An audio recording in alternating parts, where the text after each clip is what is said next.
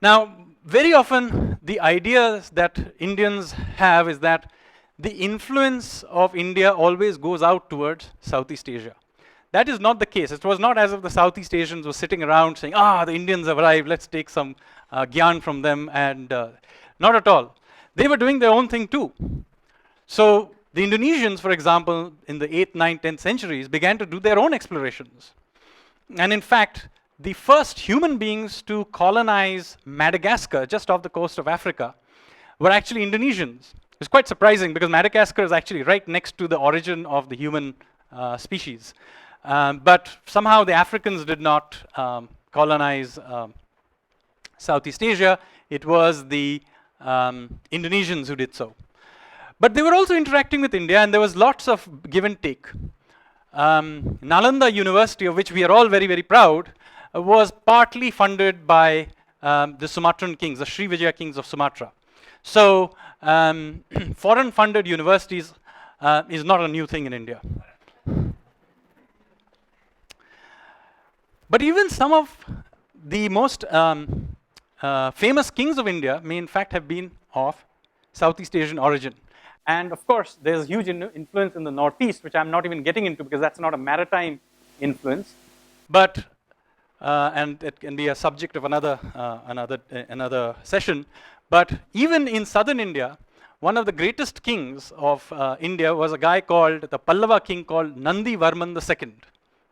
Now the story of Nandi Varman II is quite fascinating because Nandi Varman II has left us his story on the panels of the Vaikunth Perumal temple in Kanchi, where it says that somewhere in the beginning of the 8th century, the king of the Pallavas died out.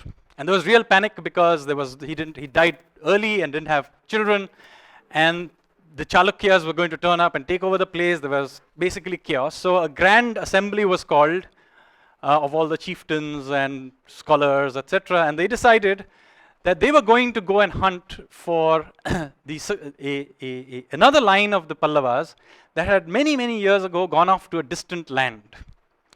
So there was a king, there was a younger brother of a Pallava king a century earlier who had gone off to a foreign land, married the local princess, and had become the king. And his lineage evidently was still alive somewhere. So very hurriedly, a group of learned Brahmins were put together, and they were put on a boat from Mahabalipuram and were sent off to some place to get this king. And they turned up at this court of this king, and they asked for one of his sons. He had 4 sons, this descendant of the Bhima. And the first 3 refused to come. But the youngest one, who was only 12 years at that time, agreed.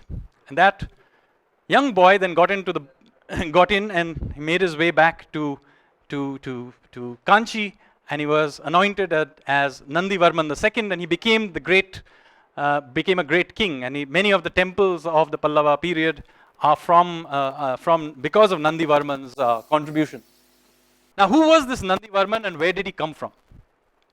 Now, if you go to this temple and you wander around, you'll find something very odd about all the faces that are there carved on the walls. A very significant proportion of them are clearly Oriental. There are even Chinese faces there. Yes. Vaikunth Perumal temple. Vaikuntha Perumal temple in Kanchi. Now, my guess, and he doesn't mention it, but there are many signs that the Pallavas prided themselves of having their female lineage of that of the Nagas. In fact, it's there in some of their inscriptions.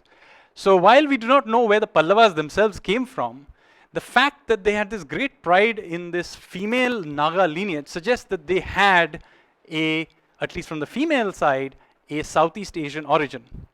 And this is interesting because, of course, the Pallavas have enormous influence on Southeast Asia. Their scripts of many countries even today are derived from Pallava script, like Thai and so on. So clearly they had a lot of influence. And there is in fact even an inscription of Nandi Varman II in Malaysia, and it's very interesting where it is. It's in the Bujang Valley. the Valley of the Snakes. So my guess is that he was possibly from Cambodia, Malaysia area, and he came in the 8th century and took over this kingdom. And it's quite amazing that today, we would not imagine that one of the great kings of southern India was actually from that part of the world.